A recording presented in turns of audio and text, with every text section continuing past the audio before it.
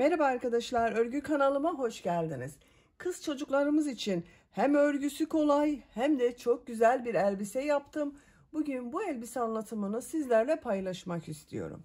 Ben bugün elbiseyi iki renkli yaptım arkadaşlar. Siz tercihinize göre bunu tek renk elbise olarak yapabilirsiniz veya etek bölümünde daha fazla renk kullanarak rengarenk yapabilirsiniz.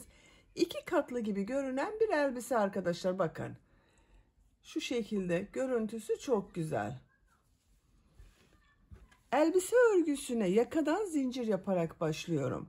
Ben bugün bu elbiseyi 6 aylık bebek ölçüsünde yapıyorum. Siz bu elbiseyi yeni doğan bebek için de yapabilirsiniz.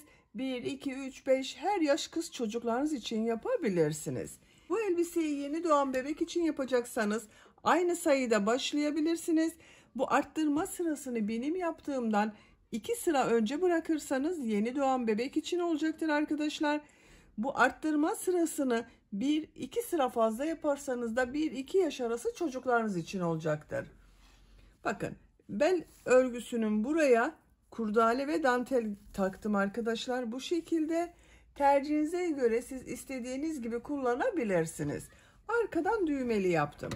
Bir tane düğme diktim, bakın buraya. Şu şekilde bebeği giydirip çıkarması kolay. Kolucunu aynı etekte kullandığım renk ile yaptım arkadaşlar. Bakın, çok güzel bir elbise. Bu elbise örgüsünde iplik olarak beyaz renk iplik, 50 gram iplik kullandım arkadaşlar. 50 gram ipliğe ihtiyacımız var. Renkli iplik olarak da 100 gram 320 metre olan iplikten bir yumak bitti. Elimde bu kaldı, bakın. Toplam tek renk yapacaksanız 320 metre olan 100 gramlık iplikten 1,5 adet ipliğe ihtiyacınız var. Tığ olarak 5 numara 3 milimetre tığ kullandım. Sizin eliniz sıkıysa 3,5-4 milimetre tığları kullanmanızı tavsiye ederim arkadaşlar. 6 aylık bebek için yapıyorum dedim. Videonun sonunda ölçülerini söylüyorum arkadaşlar. İpliği, tığı hazırlayın. Hep birlikte bu güzel elbisenin örgüsüne başlayalım. Örgü kanalıma abone değilseniz abone olmayı unutmayın lütfen. Örgü kanalıma abone olmak ücretsiz. Örgü kanalıma ücretsiz abone olup orada bulunan zil şeklini dokunarak açık yaparsanız kanalıma video yüklediğim zaman ilk önce size bildirim gelir. Örgülerimden herkesten önce sizin haberiniz olur. İzlediğiniz videolarıma beğeni ve yorumlarınızı yaparsanız çok sevinirim arkadaşlar. Hepinize kolay gelsin. İyi çalışmalar.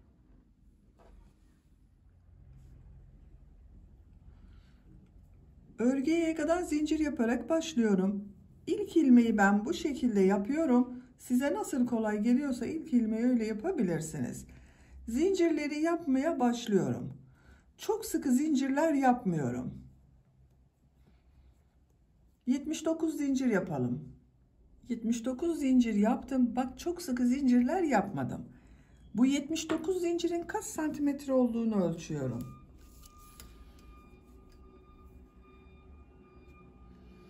30 santimetre zincir uzunluğu var.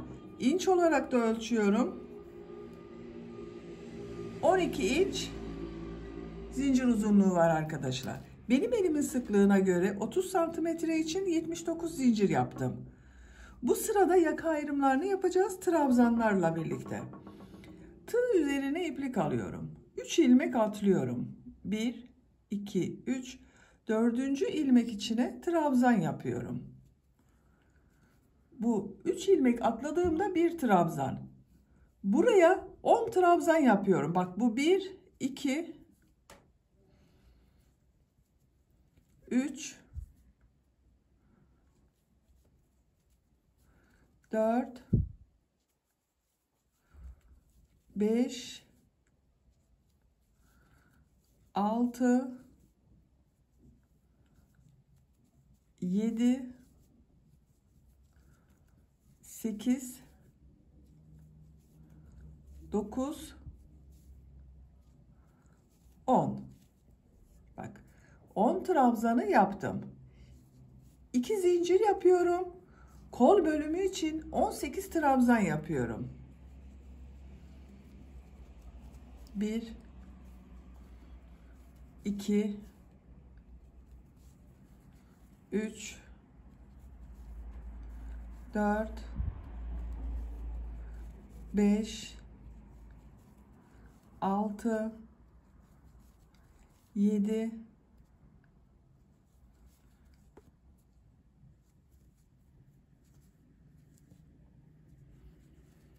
8, 9, 10, 11, 12, 13, 14, 15, 16, 17, 18. Bak, kol için 18 trabzan yaptım. 2 zincir yapıyorum. Buraya 20 trabzan yapıyorum. Siz burayı kaç trabzan yaptıysanız burayı da 2 katı yapacağız arkadaşlar.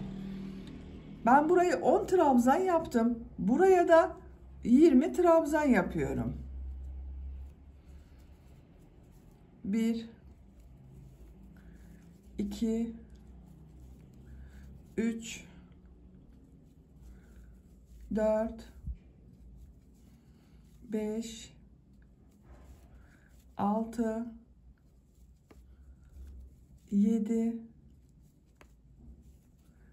8, 9, 10, 11, 12, 13, 14, 15, 16, 17,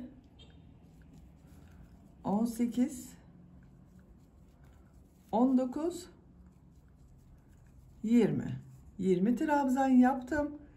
2 zincir yapıyorum. Diğer kol için buranı bak 18 trabzan yaptım. Buraya da 18 trabzan yapıyorum. Bak yanında bulunan ilmeğe kol için ilk trabzanı yapıyorum. 18 trabzan yapıyorum. 18 trabzanı yapalım. Diğer kol içinde 18 trabzanı yaptım. 2 zincir yapıyorum. 10 trabzan yapıyorum. Bak bu ilk ilmek üzerine bir trabzan yapıyorum. Diğerlerine trabzan yaparak devam ediyorum. 2, 3, 4, 5, 6, 7, 8,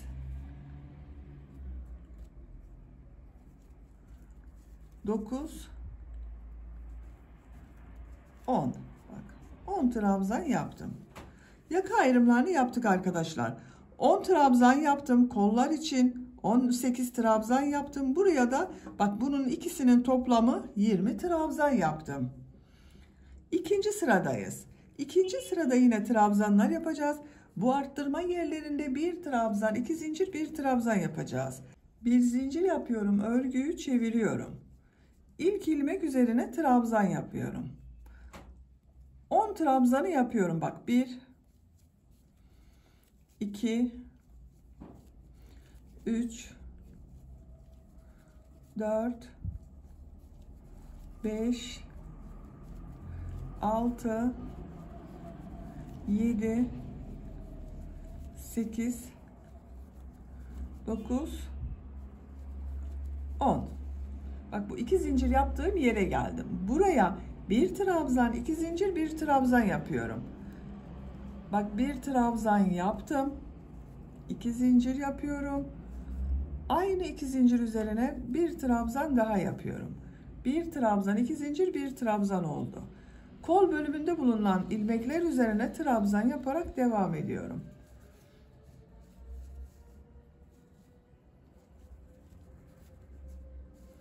Buraya kadar devam edelim. Kol bölümünde bak trabzanları yaptım. 2 zincirli boşluğa geldim. Buraya yine bir trabzan, 2 zincir, bir trabzan yapıyorum.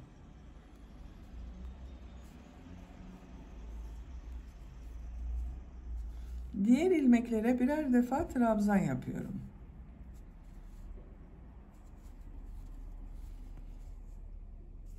Buraya kadar devam edelim. Trabzanları yaptım. Bu iki zincir üzerine yine bir trabzan, iki zincir, bir trabzan yapıyorum.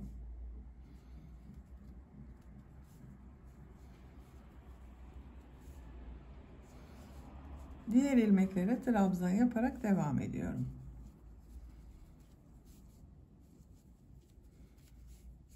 Buraya kadar devam edelim. Bu arttırma yerine yine bir trabzan, iki zincir, bir trabzan yapıyorum.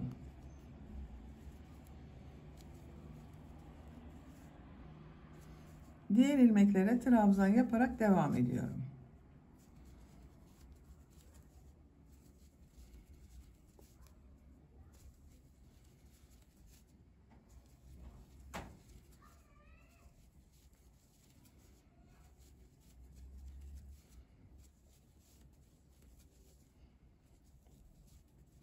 Bak, sıra sonuna kadar yaptım. Burada 3 ilmek atlayarak yaptığım bir trabzan vardı. Bu son zincir üzerine bir trabzan yapıyorum. Bak, burada da yine 2, 4, 6, 8, 10, 11 trabzan oldu.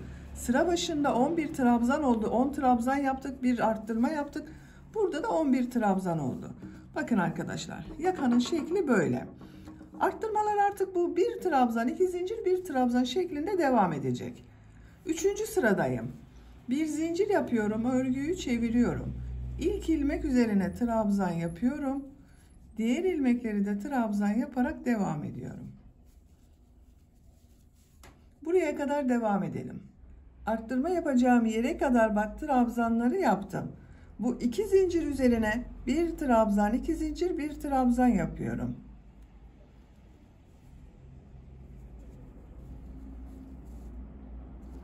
Diğer ilmeklere trabzan yaparak devam ediyorum.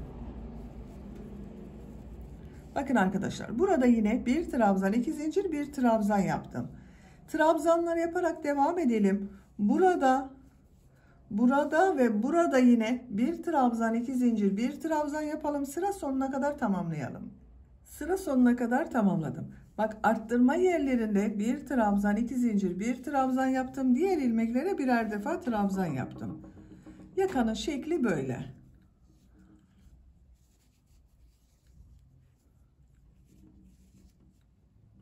Bakın arkadaşlar, görüntüsü böyle oluyor. Dördüncü sıradayım. Bir zincir yapıyorum, örgüyü çeviriyorum. İlk ilmek üzerine trabzan yapıyorum. Diğer ilmeklere de birer defa trabzan yapıyorum. Buraya kadar devam edelim. Arttırma yapacağım iki zincire kadar trabzanları yaptım. Bu iki zincir üzerine bir trabzan, iki zincir, bir trabzan yapıyorum.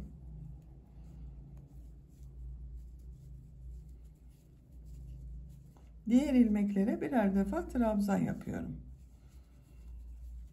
Bakın. Yakanın şekli artık bu şekilde devam edecek arkadaşlar. Arttırma yerlerinde bir trabzan, iki zincir, bir trabzan yapalım. Diğer ilmeklere birer defa trabzan yapalım. Yapacak olduğunuz çocuğun büyüklüğüne göre bu yaka sırasını her sırada arttırmalar yaparak 8, 9, 10, 11, 12 sıra olarak istediğiniz ölçüye kadar tamamlayalım gelelim. Yaka örgüsünü bu 4 yerden bir trabzan, iki zincir, bir trabzan arttırmalar yaparak 9 sıra olarak tamamladım. Sayıyorum: 1, 2, 3, 4, 5, 6, 7, 8, 9. Santimetre olarak ölçüyorum. 9 santimetre yükseklik var.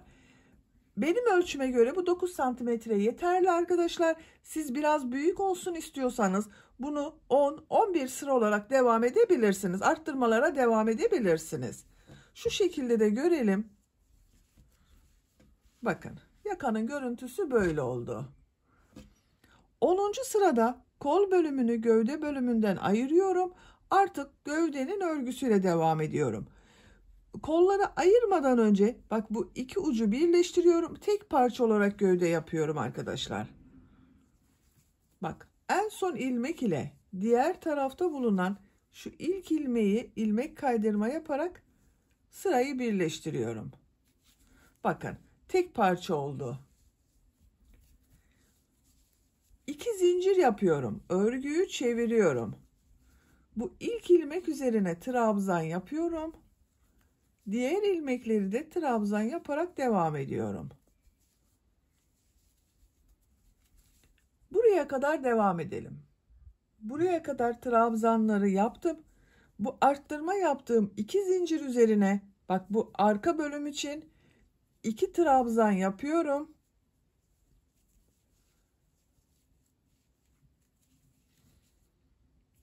Kol altı yapmak için 3 zincir yapıyorum. Bak çok sıkı zincir yapmıyorum.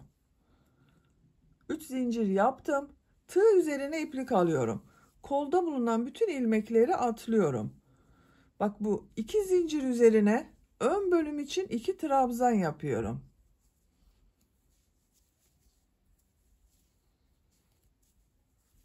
Bak bu 3 zincir ile ön ve arka bölümü birleştirdik. Kol altı yaptık buraya. Diğer ilmekler üzerine birer defa trabzan yapıyorum.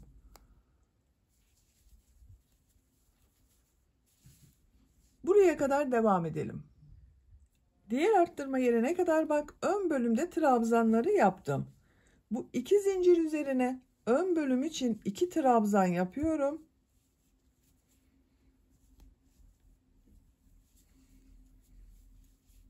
Kol altı için 3 zincir yapıyorum. Tığ üzerine iplik alıyorum. Kolda bulunan bütün ilmekleri atlıyorum. Bu 2 zincir üzerine arka bölüm için 2 trabzan yapıyorum. Diğer ilmeklere birer defa trabzan yapıyorum.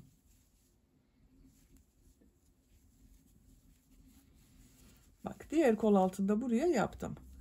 Bu sıra sonuna kadar devam edelim. Sıra sonuna kadar trabzanları yaptım. Son ilmek ile bu ilk ilmeği ilmek kaydırma yaparak sırayı birleştiriyorum. Bakın arkadaşlar bu şekilde oldu. Görüntüsüne bakalım. Bakın. Kol altları için 3'er zincir yaptım. Ön ve arka bölümü birleştirdim. Bir sıra daha beyaz renk iplik ile trabzan sırası yapıyorum.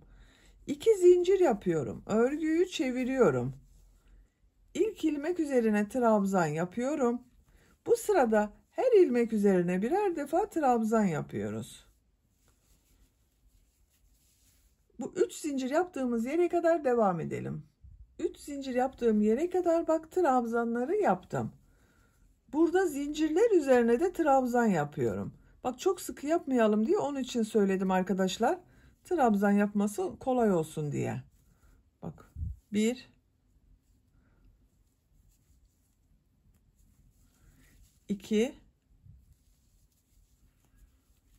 3. Diğer ilmeklere birer defa trabzan yapıyorum. Buraya kadar devam edelim. Zincir yaptığım yere kadar trabzanları yaptım. Bak bu zincirler üzerine de birer defa trabzan yapıyorum.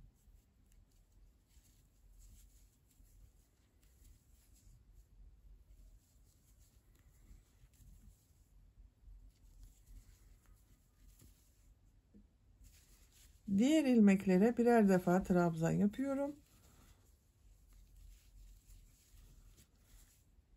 Sıra sonuna kadar devam edelim. Sıra sonuna kadar tamamladım. Son ilmek ile ilk ilmeği ilmek kaydırma yaparak sırayı birleştiriyorum. Beyaz ipliği burada kesiyorum. Modelli bölümü renkli iplik ile yapıyorum.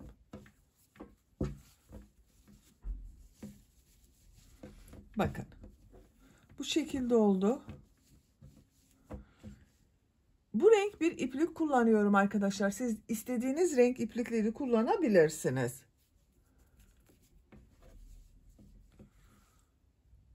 Bu ilk ilmekten ilmek yapıyorum.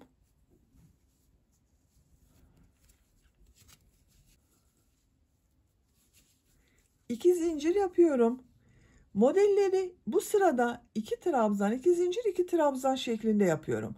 Tığ üzerine iplik alıyorum. Bak bu ilk ilmek içerisine bir trabzan yapıyorum. Bu yaptığım 2 zincirde bir trabzan oluyor. 2 zincir yapıyorum. Tığ üzerine iplik alıyorum. Aynı ilmek içine 2 trabzan yapıyorum.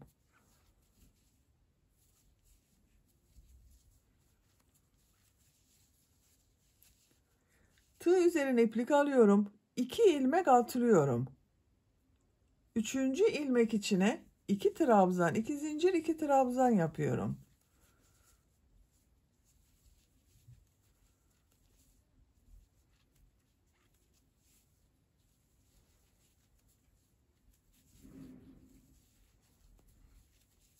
Bak. Tığ üzerine iplik alıyorum. 2 ilmek atlıyorum. 3. ilmek içine 2 trabzan, 2 zincir, 2 trabzan yapıyorum.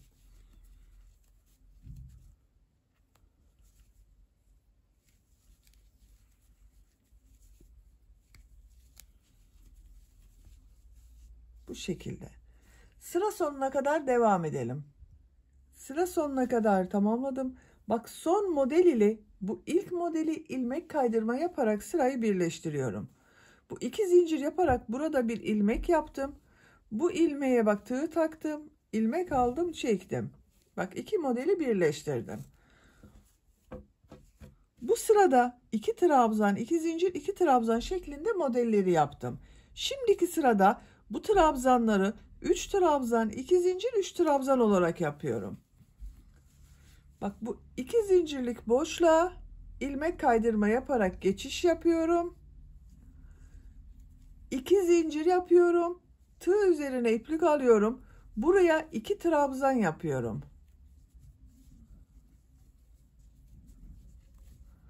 Bak, bu 2 zincirde 1 trabzan, 3 trabzan oldu. 2 zincir yapıyorum.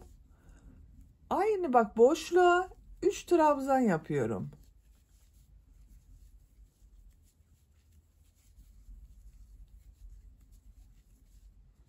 Tığ üzerine iplik alıyorum. Diğer model ortasında bulunan bu 2 zincir üzerine 3 trabzan, 2 zincir, 3 trabzan yapıyorum.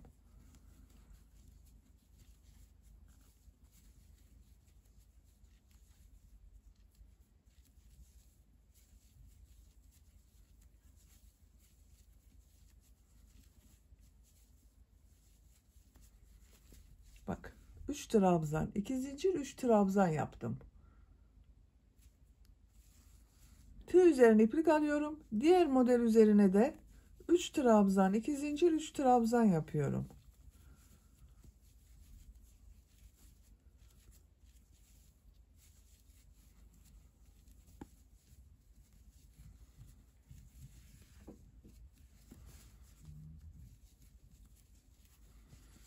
Bakın bu şekilde. Sıra sonuna kadar devam edelim.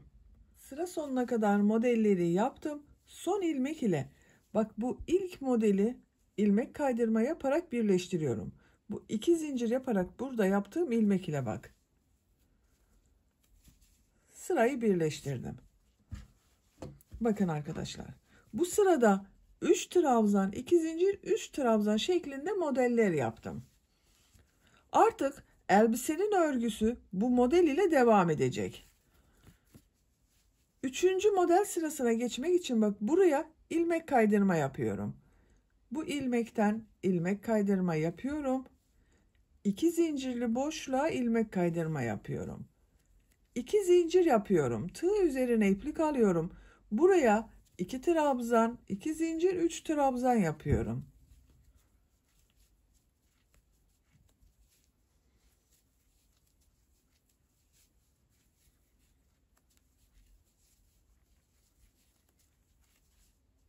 Tığ üzerine iplik alıyorum. Diğer model ortasında bulunan 2 zincir üzerine 3 trabzan, 2 zincir, 3 trabzan yapıyorum.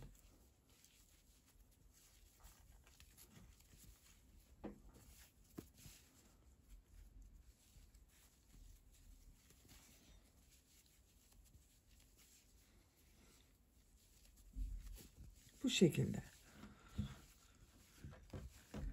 Elbisenin örgüsünü 3 trabzan, 2 zincir, 3 trabzan şeklinde modeller yaparak sırayı tekrarlayarak tamamlayalım.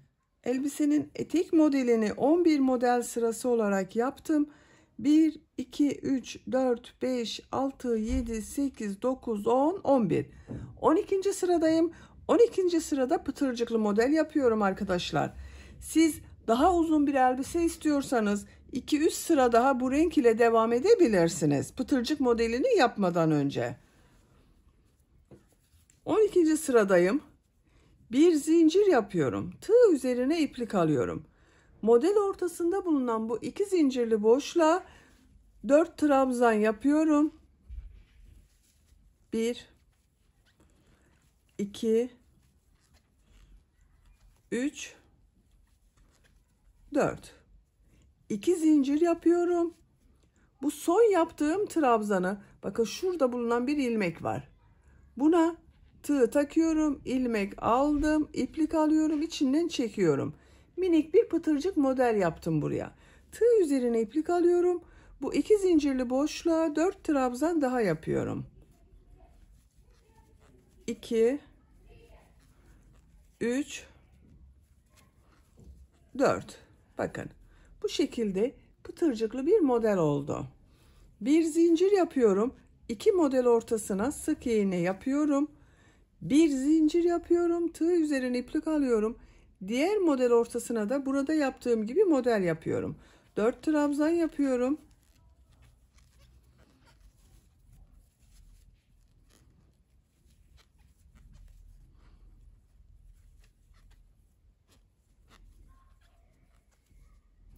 İki zincir yapıyorum. Pıtırcık modelini tekrar gösteriyorum. Bakın arkadaşlar, bu son yaptığım trabzanın burada bir ilmek var üst bölümde. Tığ takıyorum, ilmek aldım, iplik alıyorum, hepsini içinden çekiyorum. Tığ üzerine iplik alıyorum, 4 trabzan yapıyorum.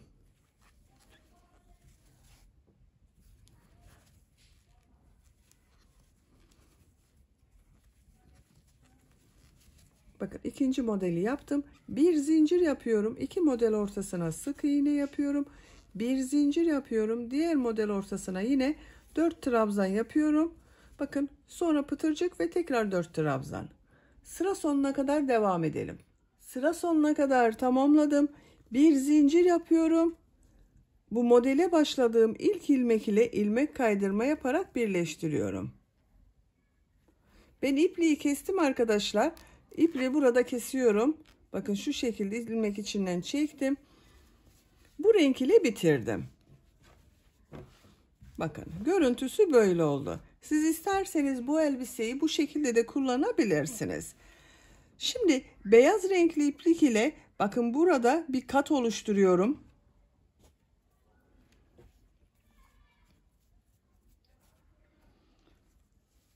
Şöyle tutuyorum arkadaşlar. Bakın. Bu pıtırcıklı model yaptığım var. Bir de son yaptığım trabzanlı model sırası var.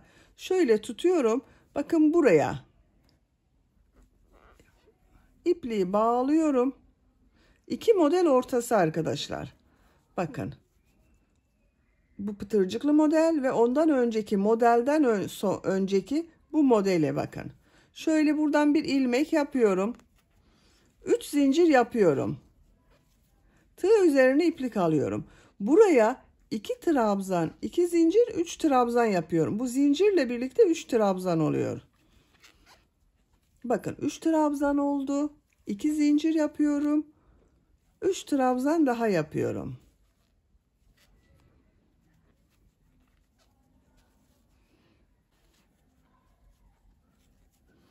Bakın arkadaşlar 3 trabzan, 2 zincir, 3 trabzan oldu. Tığ üzerine iplik alıyorum. Bakın şu şekilde katladığımız zaman daha kolay anlaşılır. Bu 2 model ortasına 3 trabzan, 2 zincir, 3 trabzan yapıyorum.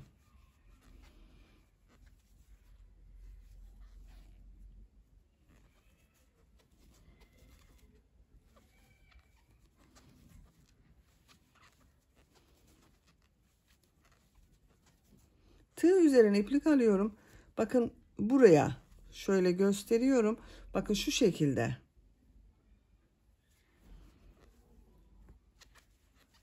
Üç trabzan, 2 zincir, 3 trabzan yapıyorum.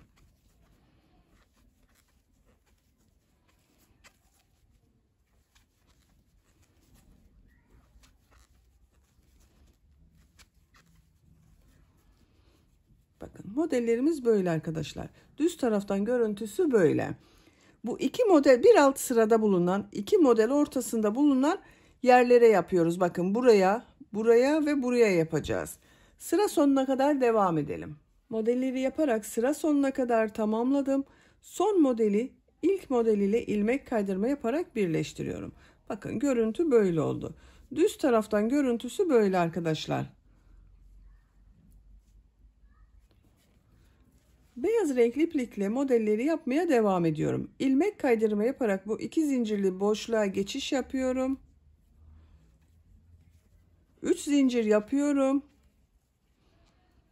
2 trabzan yapıyorum. Bakın yaptığım zincirle birlikte 3 trabzan oldu. 2 zincir yapıyorum. 3 trabzan yapıyorum.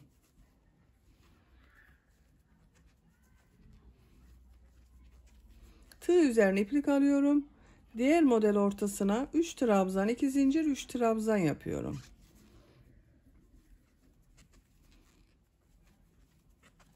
Bakın arkadaşlar. Bu şekilde devam edecek. Bu beyaz renkli iplik ile tercihinize göre 5-6 sıra yapalım, tamamlayalım. Siz daha uzun olsun istiyorsanız 6-7 sırada yapabilirsiniz. Model sırasını tekrarlayarak devam edelim. Beyaz renk iplik ile 5 model sırası yaptım. 1, 2, 3, 4, 5. Son modeli ilk model ile ilmek kaydırma yaparak birleştiriyorum. Bakın bu şekilde oldu arkadaşlar. 6. sıradayız. 6. sırada bu renkli bölümün son sırasında yaptığım gibi pıtırcıklı model yapıyorum. Bir zincir yapıyorum. Tığ üzerine iplik alıyorum. 2 zincir üzerine 4 trabzan yapıyorum.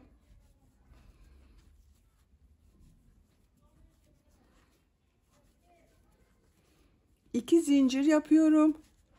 Bu son yaptığım trabzanı bakın şu ilmeğe tığ takıyorum. İplik aldım. İplik alıyorum. İkisini içinden çekiyorum. Minik bir pıtırcık model yaptım. Tığ üzerine iplik alıyorum. Bu iki zincir üzerine 4 trabzan daha yapıyorum.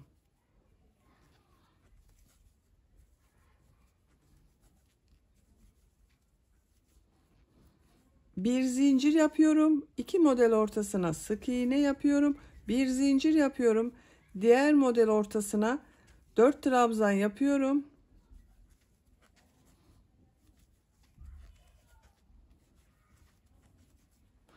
Bir iki zincir yapıyorum. Pıtırcık modeli yapıyorum. Bu iki zincir üzerine 4 trabzan daha yapıyorum.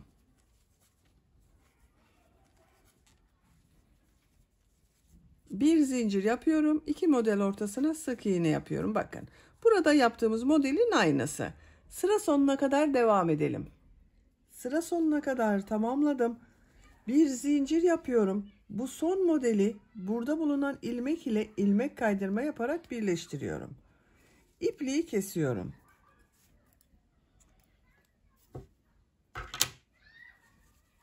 Bakın arkadaşlar. Beyaz bölüm ile yaptığımız yerin görüntüsü de böyle oldu. Buranın aynısını yaptık.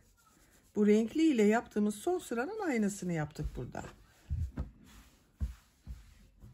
Etek bölümü çok güzel oldu elbisenin. Kol örgüsüne yapalım. Bakın bir kol örgüsünü ben yaptım. Diğer kol örgüsünü sizinle yapalım. Bu şekilde pıtırcık modelleri yapıyorum.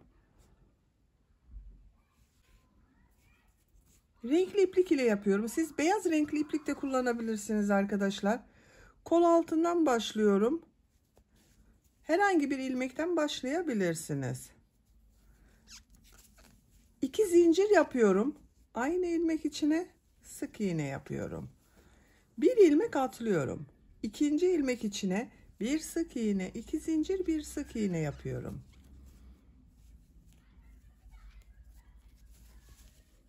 Bu ilmeği atlıyorum. İkinci ilmek içine bir sık iğne, 2 zincir, bir sık iğne yapıyorum. Bir ilmek atlıyorum. Bir sık iğne, 2 zincir, bir sık iğne yapıyorum. Bakın bu şekilde minik pıtırcıklar oluyor. Sıra sonuna kadar devam edelim. Kol çevresinde pıtırcık modelleri yaparak sıra sonuna kadar tamamladım. Bakın bir ilmeği atlıyorum. Bu kol altında başladığım ilmek ile ilmek kaydırma yaparak birleştiriyorum. İpliği kesiyorum.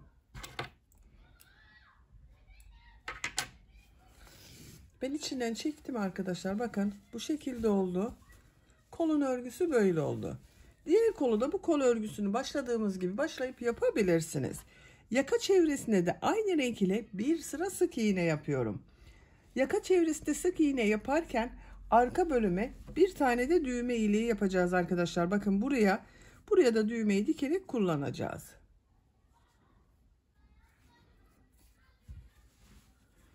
Bakın buradan başlıyorum. İpliği bağlıyorum arkadaşlar. Şu şekilde bağladım. Buradan bir ilmek yapıyorum. Başlangıçta düğme iliği için zincir yapıyorum. 7 zincir yapıyorum. 2, 3, 4, 5, 6, 7. Aynı ilmek içine sık iğne yapıyorum.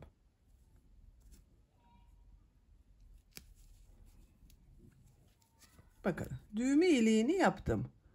Bu zincir sayısı dikecek olduğunuz düğmenin büyüklüğüne göre daha az veya daha çok olabilir. İlk ilmeğe sık iğne yapıyorum. Diğer ilmeklere de sık iğne yapıyorum. İplik uçlarını da içeride tutuyorum bakın.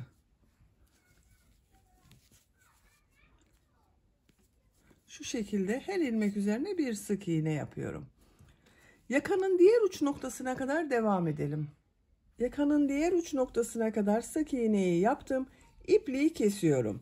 Biraz uzun bırakıyorum. Düğme dikeceğiz arkadaşlar. Onun için biraz uzun iplik bıraktım bakın. İlmek içinden çekiyorum. Bakın yaka çevresinde sık iğne yaptım. Görüntüsü böyle oldu. Böylece elbisenin örgüsünü tamamen bitirmiş oldum arkadaşlar. Arka görüntüsü böyle. Buraya düğmesini dikip kullanabiliriz. Etek bölümü bakın bu şekilde. Çok güzel oldu gördüğünüz gibi ve çok da kolay. Bitmiş olarak size elbisenin ölçülerini söylüyorum. Kol altının buradan gövde genişliğini ölçüyorum. 22 santimetre. Yüksekliğini ölçüyorum. Tam yüksekliğini ölçüyorum.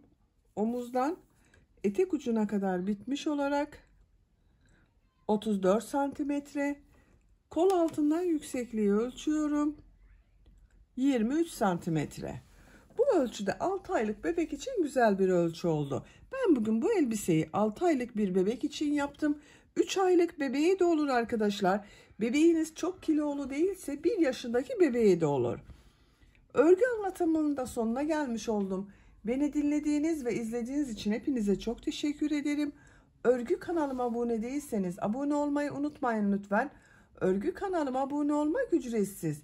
Örgü kanalıma ücretsiz abone olup orada bulunan zil şeklini dokunarak açık yaparsanız kanalıma video yüklediğim zaman ilk önce size bildirim gelir.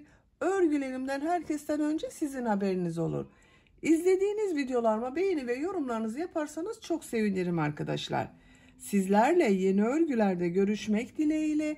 Hoşça kalın, sevgiyle kalın.